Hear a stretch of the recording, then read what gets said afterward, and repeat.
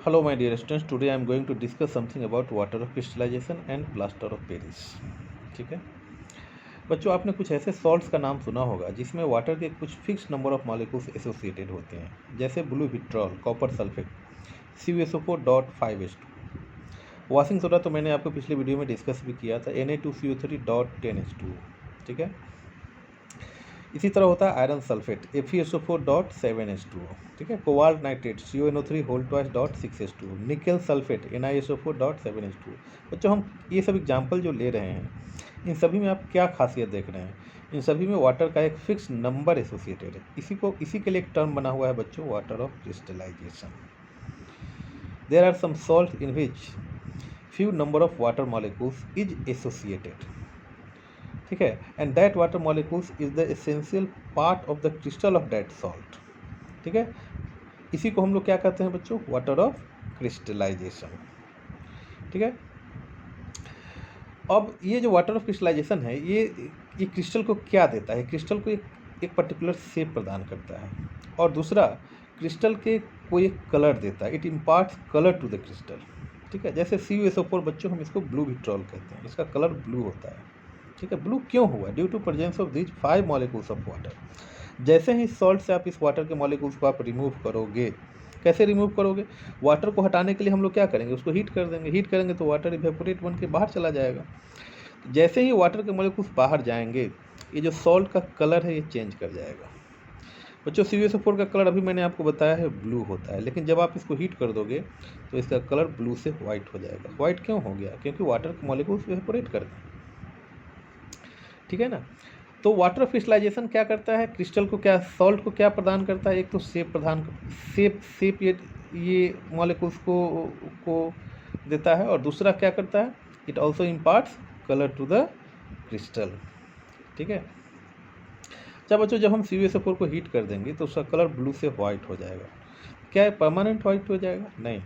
जैसे ही इस CuSO4, ये जो वाइट कलर्ड CuSO4 है, इस पर जैसे ही आप वाटर के फ्यू ड्रॉप्स डालेंगे, again it will regenerate its colour, and again it will convert into blue. CuSO4 + 5H2 equal to CuSO4.5H2। ठीक है, यानी आप हाइड्रस से एनहाइड्रस, और फिर एनहाइड्रस से क्या बना सकते हो? हाइड्रस सॉल्ट बना सकते हो। अच्छा बच्चों, यहाँ हाइड्रस सॉल्ट का क्या मतलब होता है? वो ऐसा सॉल्ट जिसमें वाटर के मॉलिक्यूल्स प्रेजेंट होंगे। Hydrous, presence of water molecules, उसको हम लोग हाइड्रस सॉल्ट कहेंगे। और जिसमें वाटर के मॉलिक्यूल्स प्रेजेंट नहीं होंगे उसको हम लोग क्या कहेंगे? Anhydrous salt. ठीक है, हाइड्रस से एनहाइड्रस करने के लिए आपको हीट करना पड़ेगा।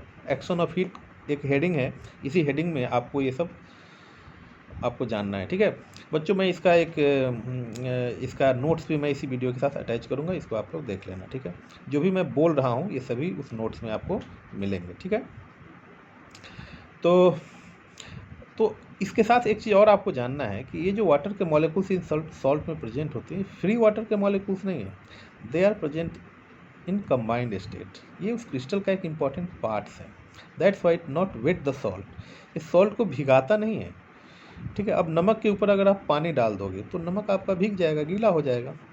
क्यों गीला हो गया है? क्योंकि आपने जो वाटर को मॉलिक्यूल्स डाला है वो फ्री वाटर के मॉलिक्यूल्स है, उससे क्रिस्टल में मौजूद नहीं था, इसलिए वह नमक आपका गीला हो गया। लेकिन हमारा वॉशिंग सोडा में जो वाटर के मॉलिक्यूल्स है, 10 मॉलिक्यूल्स ऑफ वाटर, Na2CO3.10H2, वो जो 10 मॉलिक्यूल्स ऑफ वाटर है, that molecules is the essential part of the salt. That's why it not wet the salt. ये सॉल्ट को भिगोएगा नहीं। आ रहा है आपको समझ में सारी बात? ठीक है, इससे भी एक बहुत इंपॉर्टेंट क्वेश्चंस एग्जाम में पूछे जाते हैं। ठीक है, कैसे कैसे क्वेश्चन पूछे जाएंगे? सबसे पहले तो आपसे पूछा जाए कि what is water of crystallisation, ये आपको पता होना चाहिए। आपके जिसने भी मैंने आपको एग्जांपल दिया था, इन सारे एग्जांपल्स को आपको याद रखने हैं बच्चों। इसमें जैसे ब्लू विट्रॉल, CuSO4.5H2, यहाँ वाटर के 5H2 ही होंगे। ऐसा नहीं कि आपको बोल देंगे, अपने मन से आप कुछ भी बोल सकते हैं, 10 मॉलिक्यूल्स, 12 मॉलिक्यूल्स, नहीं, ऐसे नहीं बोलना है। CuSO4 के साथ वाटर के 5 मॉलिक्यूल्स ही एसोसिएट होंगे। FeSO4 के साथ वाटर के 7 मॉलिक्यूल्स ही एसोसिएट होते हैं। ये एक फिक्स नंबर है, ये नंबर कभी वेरी नहीं करेगा, चेंज नहीं करेगा, ये आपको ध्यान में रखना है। ठीक है, इनसे सिर्फ क्वेश्चंस पूछे जाते हैं एग्जाम में। ठीक है, तो ये जो वाटर का मॉलिक्यूल्स है, ये सॉल्ट को क्या दे रहा है? एक सॉल्ट को एक तो शेप प्रदान कर रहा है, शेप और स्ट्रक्चर ये सॉल्ट को प्रदान करता है। दूसरा, it also impart colour to the salt. ठीक है, कलर मीन्स जैसे CuSO4 अभी मैंने आपको बताया ब्लू कलर का होता है, ठीक है। अगर ब्लू कलर क्यों है इसका, due to presence of 5 molecules of water. अगर इसमें से अगर हम वाटर के मॉलिक्यूल्स को रिमूव कर दें तो इसका कलर ब्लू नहीं होगा, कलर विल चेंज, ठीक है ना। तो यहाँ पर वाटर क्रिस्टलाइजेशन का आपको ध्यान में रखना है कि ये सॉल्ट में इसका दो इम्पॉर्टेंट यूज है। एक तो ये सॉल्ट को शेप प्रदान करता है और दूसरा ये सॉल्ट को क्या प्रदान करता है, कलर प्रदान करता है, ठीक है। जैसे आयरन सल्फेट FeSO4.7H2 आपको पता होना चाहिए इसका कलर ग्रीन होता है। बच्चों एक कलर भी आपको याद रखना है। कोबाल्ट नाइट्रेट CONO3 2.6H2O बच्चों इसका कलर रेड होता है। ये सारे कलर आपको ध्यान में होने चाहिए, ठीक है। अच्छा एक और एग्जांपल है प्लास्टर ऑफ पेरिस, अभी मैं आपको बताऊंगा, अभी इसी वीडियो में मैं डिस्कस करूंगा। बच्चों इसका फॉर्मूला होता है CaSO4.12H2O, या इसको हम ऐसे भी लिखते हैं CaSO4 2.H2O, ठीक है। तो ये वाइट कलर का होता है बच्चों सब्सटेंस, ये जो सॉल्ट है ये वाइट कलर का होता है, it is white odourless powder, ठीक है। तो ये सारे कलर भी आपको ध्यान में रखने हैं और सारे सॉल्ट्स का फॉर्मूला भी आपको ध्यान में रखना है, ठीक है।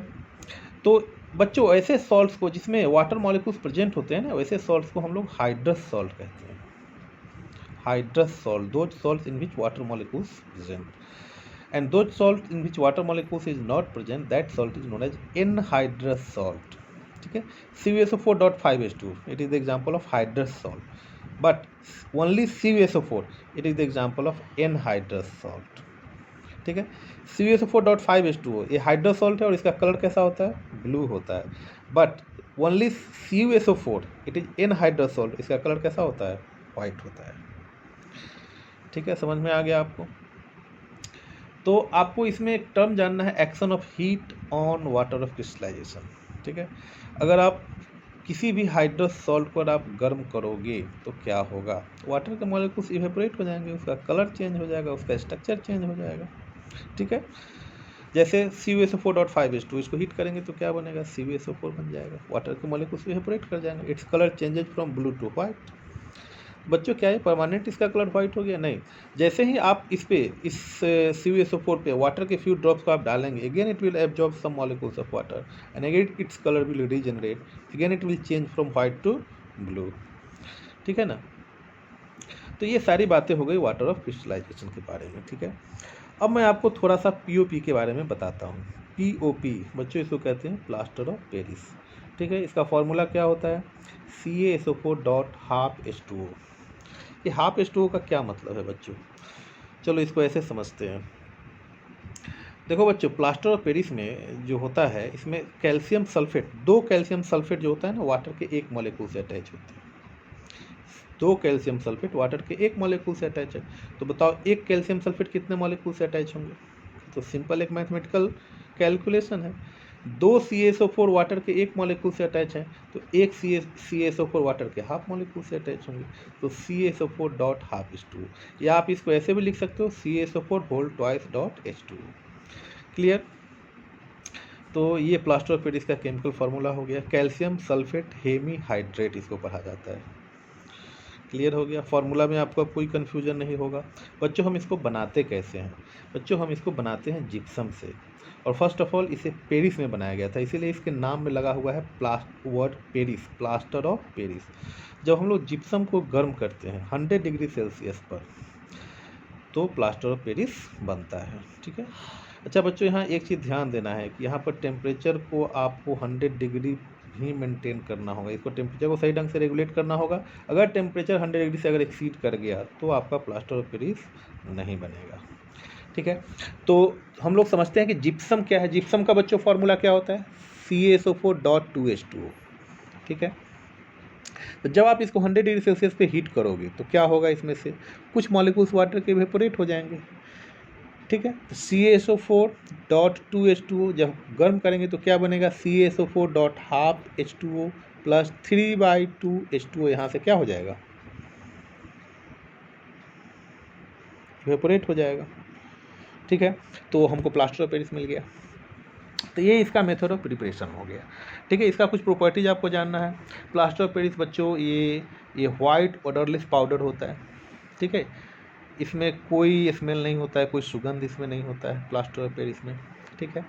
बच्चों ये रूम टेम्परेचर पे वाटर को एब्जॉर्ब कर लेता है and it release large amount of heat.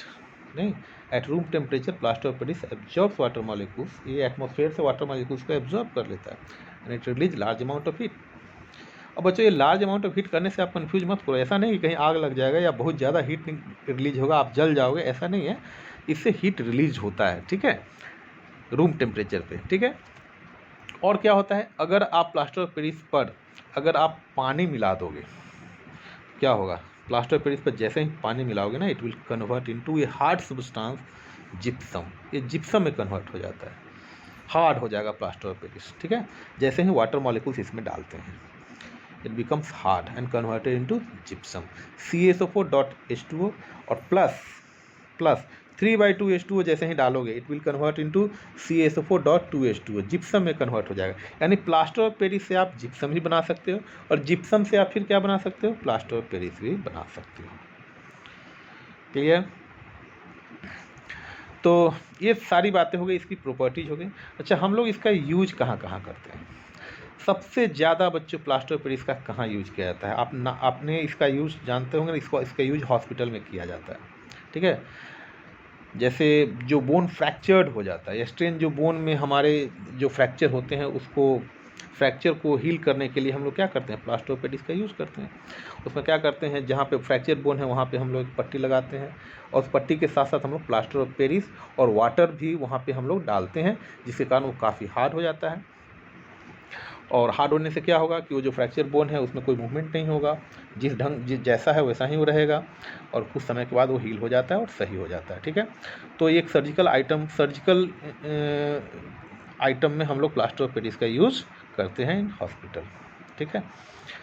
और हम लोग इसका यूज़ कहाँ करते हैं बच्चों? बहुत सारे डेकोरेटिव मटेरियल्स बनाने में भी प्लास्टर ऑफ पेरिस का यूज़ किया जाता है, ठीक है। घर में जितने भी आर्टिफैक्ट्स होते हैं, जैसे घर को सजाने के लिए जो भी हम लोग सामान मार्केट से ख़रीद के लाते हैं, हाथी घोड़ा हो, नहीं, घर में सजाने के लिए हम लोग यूज़ करते हैं बाँस जो होता है, जिसमें हम लोग फ्लावर्स फूल को डालते हैं, वो सभी प्लास्टर ऑफ पेरिस के ही बने होते हैं, ठीक है। या आजकल तो मूर्तियाँ जो बन रही हैं सभी में प्लास्टर ऑफ पेरिस का यूज़ किया जाता है, बहुत ज़्यादा अमाउंट में प्लास्टर ऑफ पेरिस का यूज़ किया जाता है, ठीक है। गणेश जी की मूर्ति मार्केट में आप देखते होंगे, या जैसे ही नवरात्रा दुर्गा पूजा होता है, दुर्गा जी की मूर्ति, ठीक है। तो इन सभी में प्लास्टर ऑफ पेरिस का यूज किया जाता है, ठीक है। लेकिन बच्चों ये सब जो मूर्तियाँ बनाई जाती है, ये हमारे इन्वायरमेंट के लिए बहुत हार्मफुल हैं, ठीक है। क्यों? क्योंकि ये सब केमिकल्स होते हैं, इसमें बहुत सारे पेंट्स का यूज किया जाता है और जब इन मूर्तियों को जब पानी में डाला जाता है, ठीक है, तो इससे हमारा पानी जो है सो पॉल्यूट होता है। इसलिए आजकल एक कैंपेन भी चलाया जा रहा है कि केमिकल से बने हुए मूर्ति नहीं बनाना चाहिए, हमको मिट्टी से बने हुए मूर्ति बनाने चाहिए। क्यों? क्योंकि ये आसानी से वाटर में क्या हो जाते हैं, डिजॉल्व हो जाते हैं, ठीक है। और बच्चों हम लोग इसका यूज़ कहाँ करते हैं? अच्छा, घर में जो फ़ैन के अराउंड आप देखते होंगे जो डेकोरेटिव आइटम्स भी हम लोग यूज करते हैं, डेकोरेटिव मटेरियल, वो सभी प्लास्टर ऑफ पेरिस के ही बने होते हैं, ठीक है। फायर प्रूफिंग मटेरियल्स में भी हम लोग प्लास्टर ऑफ पेरिस का यूज करते हैं। या कहीं कहीं अगर दीवार और छत में अगर गैपिंग हो जाता है ना, तो उस गैपिंग को फिलअप करने के लिए हम लोग प्लास्टर ऑफ पेरिस का यूज़ करते हैं, ठीक है। तो these are some uses of plaster of Paris in our day to day life. अच्छा ठीक है, तो इसी वीडियो में मैं कुछ और आपको जो भी मैंने आपको जो बताया है, इन सारे को मैं इस वीडियो में अटैच कर दे रहा हूँ ताकि आपको एक अच्छा नोट्स मिल जाए, ठीक है। आप लोग इसको नोट कर लेंगे, ठीक है। थैंक यू बच्चों। तो ये देखो वाटर ऑफ क्रिस्टलाइजेशन का आपके सामने नोट्स आ गया। इसमें मैंने इससे रिलेटेड बहुत सारे इंपॉर्टेंट पॉइंट्स को इसमें मैंने लिख दिए हैं, आप इनको देख लेंगे और अपना नोट बना लेंगे, ठीक है। आप इसमें देख रहे हैं वाटर ऑफ क्रिस्टलाइजेशन के मैंने एग्जाम्पल्स बताए हैं, इसका डेफिनेशन बताए हैं, ठीक है। और इसके क्या क्या इंपॉर्टेंट पॉइंट्स है आपके सामने है, ठीक है। और एक ये भी पॉइंट्स है, इसको भी आपको नोट कर लेना है, ठीक है। इसमें आप देख रहे हैं कि वाटर ऑफ क्रिस्टलाइजेशन पर हीट का क्या इफेक्ट है। इसमें कॉपर सल्फेट का मैं आपको एग्जाम्पल बताया था, ये एग्जाम्पल यहाँ लिखा हुआ है, ठीक है। इसी तरह मैं आपके लिए प्लास्टर ऑफ पेरिस का भी एक नोट बना लिया हूँ, इसको भी मैं आपको दिखा रहा हूँ, ठीक है। ये हो गया प्लास्टर ऑफ पेरिस, ठीक है बच्चों। इसको शॉर्ट में क्या कहते हैं, POP कहते हैं, ठीक है। इसका फॉर्मूला आपके सामने देख रहे हैं, ठीक है। इसका प्रिपरेशन मैंने दिया है बच्चों। इसको जिप्सम से बनाया जाता है। जब 100 डिग्री सेल्सियस पे इसको हीट किया जाता है तो प्लास्टर ऑफ पेरिस बनता है। लेकिन जब 100 डिग्री से ज़्यादा अगर टेम्परेचर हो जाएगा तो क्या होगा, तब प्लास्टर ऑफ पेरिस नहीं बनेगा, कैल्शियम सल्फेट बनेगा। बच्चों इसको कहते हैं डेड बर्न प्लास्टर कहते हैं। आप CaSO4 से जिप्सम नहीं बना सकते हो, ठीक है। इसका प्रॉपर्टीज मैंने लिखा है, 2 प्रॉपर्टीज यहाँ दिखाई दे रहा है और तीसरा प्रॉपर्टीज यहाँ पे है आपको, ठीक है। So these are some properties of plaster of Paris. और यूजेस तो ऑलरेडी मैंने आपको वीडियो में डिस्कस कर दिया है, ठीक है। तो वहाँ से आप इसको देख लेंगे, ठीक है। Okay, thank you.